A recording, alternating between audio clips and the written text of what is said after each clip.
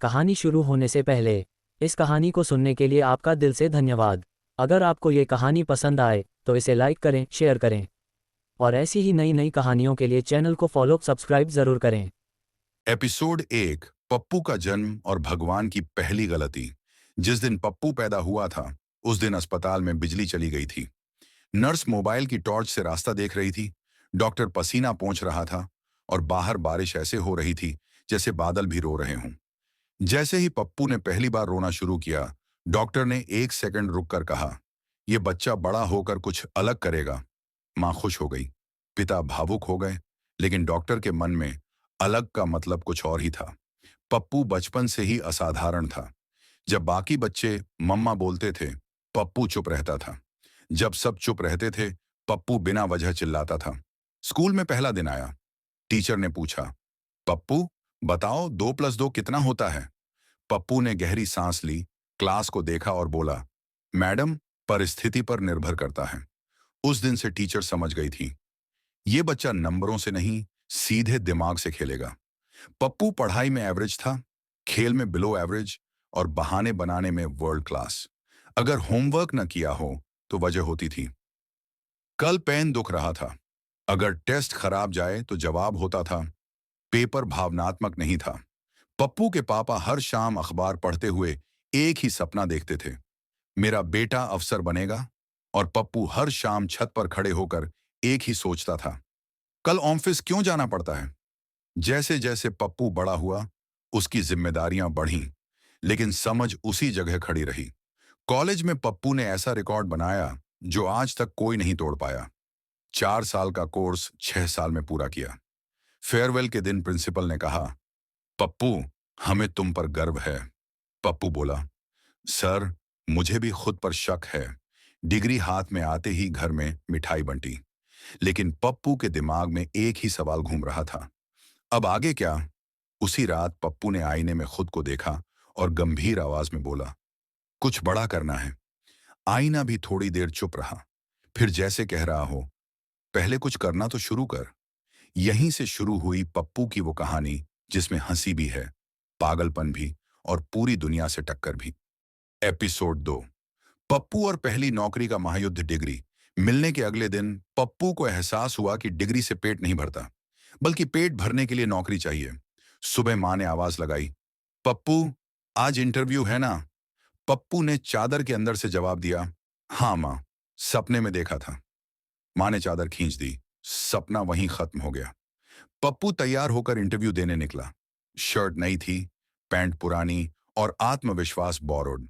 Office पहुंचते ही reception वाली लड़की ने पूछा, अपॉइंटमेंट है? पप्पू बोला, हाँ, किस्मत से। लड़की ने ऐसा देखा जैसे उसने अभी अभी कोई जोक सुना हो। इंटरव्यू रूम में 3 लोग बैठे थे, एक एचआर, एक टेक्निकल और एक ऐसा जो बस गंभीर दिखने के लिए रखा गया था। एचआर ने पूछा, अपने बारे में कुछ बताइए। पप्पू ने कहा, मैं पप्पू हूं, ईमानदार हूं और बहुत जल्दी सीख जाता हूं कि कौन सा काम नहीं करना चाहिए। कमरे में सन्नाटा छा गया। टेक्निकल वाले ने पूछा, आपको हमारी कंपनी क्यों ज्वाइन करनी है? पप्पू बोला, क्योंकि दूसरी कंपनी ने नहीं बुलाया।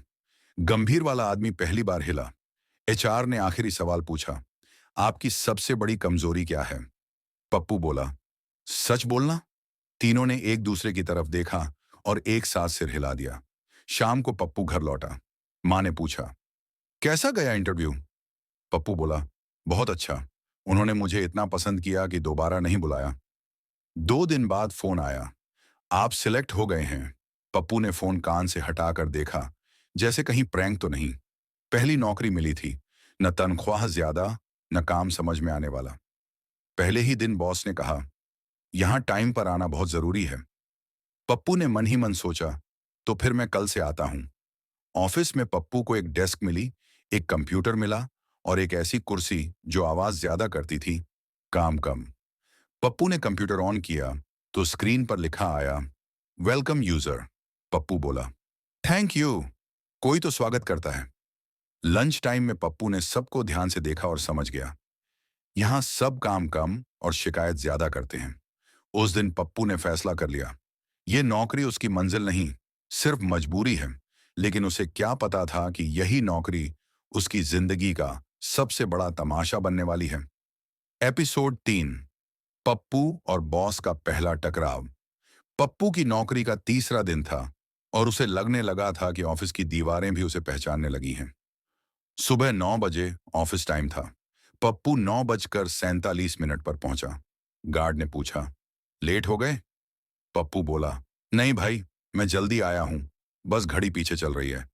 गार्ड ने कुछ नहीं कहा, क्योंकि उसे अपनी नौकरी प्यारी थी। पप्पू अपनी कुर्सी पर बैठा और कंप्यूटर ऑन किया। स्क्रीन ने सोचना शुरू किया। तभी बॉस पीछे से आ गया। बॉस, पप्पू, तुम रोज लेट क्यों आते हो? पप्पू शांत आवाज में, सर, मैं लेट नहीं आता, मैं ऑफिस को आपकी याद दिलाने आता हूं कि मैं मौजूद हूं। बॉस ने कुर्सी खींची और बैठ गया। बॉस, तुम्हारा काम क्या है ये पता है? पप्पू, सर, मैं सीख रहा हूं। बॉस, सीख क्या रहे हो? पप्पू, ये कि यहां क्या नहीं सीखना चाहिए। ऑफिस में कुछ लोग खांसने लगे ताकि हंसी दबा सकें। बॉस ने फाइल आगे बढ़ाई। बॉस, ये रिपोर्ट आज शाम तक चाहिए। पप्पू ने फाइल खोली, देखी और बंद कर दी। पप्पू, सर, इसमें तो कल की तारीख है। बॉस, तो? पप्पू, तो कल तक दे दूं? बॉस ने गहरी सांस ली, बहुत गहरी। शाम तक पप्पू ने रिपोर्ट बना दी। रिपोर्ट में सब कुछ था, कवर पेज, इंडेक्स और अंत में एक लाइन, डेटा उपलब्ध नहीं था। बॉस ने रिपोर्ट देखी, फिर पप्पू को देखा। बॉस, तुम मजाक कर रहे हो? पप्पू, नहीं सर, मैं अनुभव बांट रहा हूं। उस दिन बॉस ने तय किया, या तो पप्पू सुधरेगा या ऑफिस का ब्लड प्रेशर बढ़ेगा। और पप्पू ने तय किया, जब तक नौकरी है तब तक कहानी है। एपिसोड 4, पप्पू और ऑफिस की राजनीति। चौथे दिन पप्पू को एहसास हुआ कि ऑफिस में काम से ज्यादा राजनीति चलती है। यहां दो तरह के लोग थे। पहले, जो बॉस के सामने बहुत काम करते थे।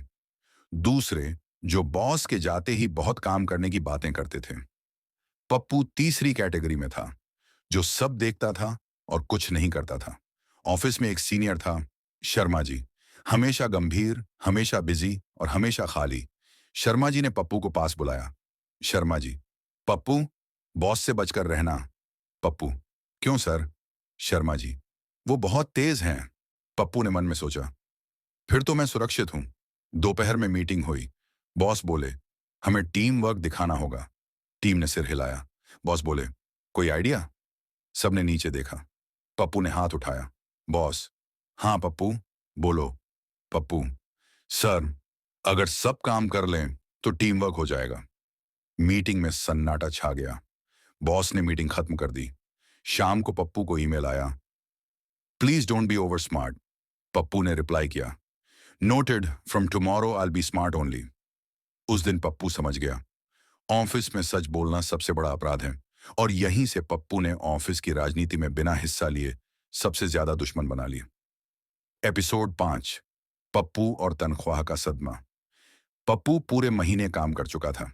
कम काम, ज्यादा हाजिरी और बहुत सारी मानसिक थकान। आज सैलरी डे था।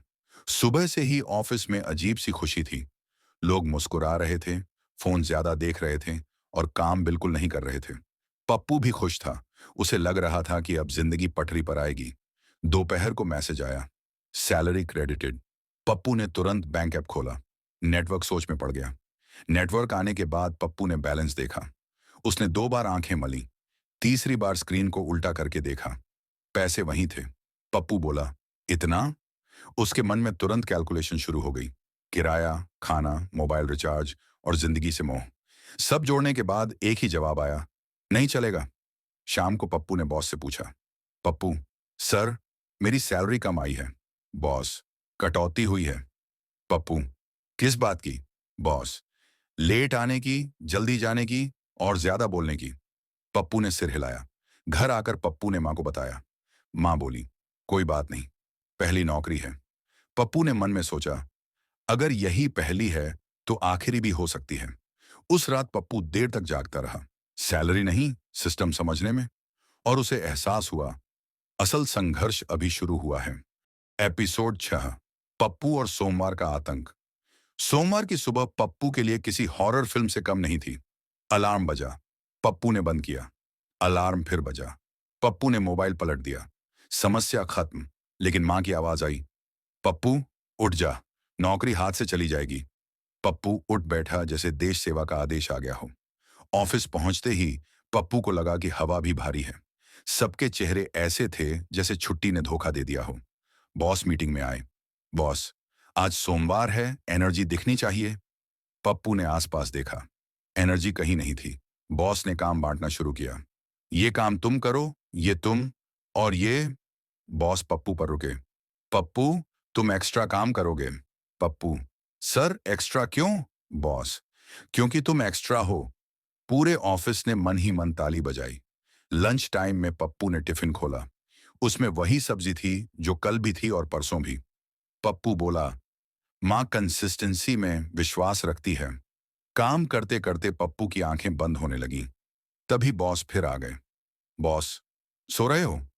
पप्पू, नहीं सर, आंखों को रेस्ट दे रहा हूं ताकि काम बेहतर हो। बॉस बिना कुछ बोले चले गए। शाम को पप्पू थका हुआ बाहर निकला। सोमवार जीत गया था। पप्पू ने बस स्टॉप पर खड़े होकर सोचा, अगर हर दिन सोमवार जैसा है तो रिटायरमेंट ही सपना है। और उसी पल उसे एहसास हुआ, हफ्ता लंबा नहीं, हौसला छोटा पड़ रहा है। एपिसोड 7, पप्पू और चाय ब्रेक की क्रांति। पप्पू को अब समझ आ गया था कि ऑफिस में असली ताकत काम में नहीं, चाय ब्रेक में होती है। सुबह 11 बजे पूरा ऑफिस अचानक एकजुट हो जाता था। कोई बोले या ना बोले, सब चाय की दिशा में चल पड़ते थे। पप्पू भी उस दिन इतिहास रचने के मूड में था। चाय वाले के पास ऑफिस के सारे राज खुलते थे। कौन प्रमोशन में है, कौन ट्रांसफर में, और कौन बॉस की गुड बुक में होने का नाटक कर रहा है। पप्पू ने चाय लेते हुए कहा, भाई आज चाय थोड़ी स्ट्रांग देना। चाय वाला बोला, जिंदगी से ज्यादा? पप्पू चुप हो गया। तभी शर्मा जी बोले, पप्पू तुम ज्यादा बोलते हो। पप्पू, सर मैं सच बोलता हूं, इसलिए ज्यादा लगता है। सब हंस दिए। इसी बीच बॉस अचानक चाय स्टॉल पर आ गए। सबने चाय ऐसे पकड़ ली जैसे फाइल हो। बॉस बोले, काम छोड़कर यहां क्या हो रहा है? पप्पू ने तुरंत जवाब दिया, सर टीम बॉन्डिंग। बॉस ने चाय वाले को देखा, फिर टीम को। Boss, 5 minute. पप्पू बोला, सर आप भी लेंगे? बॉस ने ऐसा देखा जैसे अभी सस्पेंशन लेटर लिख देगा। बॉस चले गए। उस दिन पप्पू ऑफिस में हीरो बन गया, चाय ब्रेक का। और पप्पू समझ गया, जहां काम फेल हो जाए वहां चाय काम आती है। एपिसोड 8, पप्पू और बॉस की निगाहें। पप्पू को लगने लगा था कि बॉस की आंखों में कोई सीसीटीवी लगा है। वो जैसे ही कुर्सी से हिलता, बॉस प्रकट हो जाते। उस दिन पप्पू ने तय किया कि आज बिल्कुल परफेक्ट कर्मचारी बनेगा। समय पर पहुंचा, कंप्यूटर समय पर ऑन किया, काम की फाइल भी खोल ली। ऑफिस हैरान था। शर्मा जी ने धीरे से पूछा, सब ठीक है? पप्पू, आज मैं खुद को साबित करूंगा। 10 मिनट बाद पप्पू मोबाइल देखने लगा। तभी बॉस की आवाज आई, पप्पू। पप्पू चौंका। बॉस, क्या कर रहे हो? पप्पू, सर काम का नोट्स देख रहा हूं। बॉस, फोन में? पप्पू, सर आजकल काम डिजिटल है। बॉस बिना बोले चले गए। आधे घंटे बाद पप्पू ने कुर्सी पीछे की, बॉस फिर आ गए। Boss, break? पप्पू, नहीं सर, रीढ़ की हड्डी सीधी कर रहा हूं। दोपहर तक बॉस और पप्पू के बीच आंखों की जंग चलती रही। शाम को बॉस ने मीटिंग में कहा, कुछ लोग काम करते नहीं, दिखाते ज्यादा हैं। सबकी नज़र पप्पू पर गई। पप्पू ने मन में सोचा, कम से कम दिख तो रहा हूं। उस दिन पप्पू को समझ आया, ऑफिस में अगर तुम अलग हो तो निगाहें अपने आप मिल जाती हैं। और पप्पू अब नज़रअंदाज होने लायक रहा ही नहीं था। एपिसोड 9, पप्पू और अचानक मिला टारगेट। सुबह ऑफिस पहुंचते ही बॉस ने पप्पू को बुला लिया। बॉस, पप्पू तुम्हें एक जिम्मेदारी दे रहे हैं। पप्पू अंदर से खुश हो गया। उसे लगा अब कुछ बड़ा होने वाला है। पप्पू, सर मैं तैयार हूं। बॉस ने एक मोटी फाइल थमा दी। बॉस, ये टारगेट है, आज शाम तक पूरा चाहिए। पप्पू ने फाइल खोली। फाइल नहीं, पूरी जिंदगी थी। पप्पू, सर ये तो बहुत बड़ा है, इसलिए तो तुम्हें दिया है। पप्पू ने कुर्सी संभाली और काम शुरू किया। पहले घंटे में उसने फाइल को देखा, दूसरे घंटे में उसने चाय पी, तीसरे घंटे में उसने सोचा, करना क्या है। शर्मा जी पास आए। शर्मा जी, हो जाएगा? पप्पू, हो तो सब जाता है, पर होता नहीं। दोपहर तक पप्पू ने आधा टारगेट मन में पूरा कर लिया। शाम हुई, बॉस आए। बॉस, काम? पप्पू ने फाइल आगे बढ़ाई। बॉस ने पलटा। एक पन्ने पर लिखा था, वर्क इन प्रोग्रेस। बॉस, बाकी? पप्पू, सर बाकी मन में है। बॉस की भौहें उठीं। उस दिन पप्पू को चेतावनी मिली।